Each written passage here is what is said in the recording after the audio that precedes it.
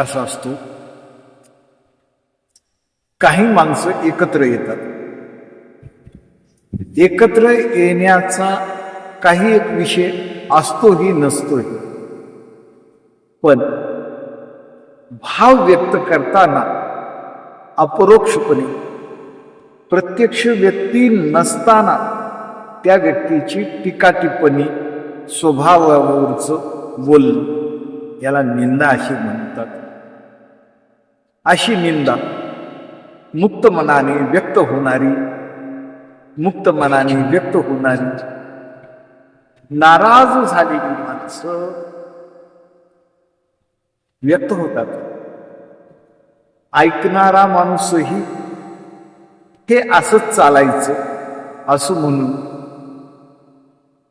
त्यांचं बोलणं ऐकणं आणि तो काळ करावी समजून घेणे. स्वभावाला नसतं असं असतं म्हणून निंदकाला आपण व्यक्त होण्यासाठी संधी देतो.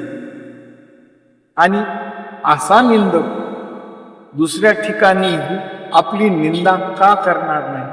कारण त्याचं मन, त्याची जीभ, त्याची वाणी ही अशीच असते, प्रत्यक्ष अप्रत्यक्षपणे.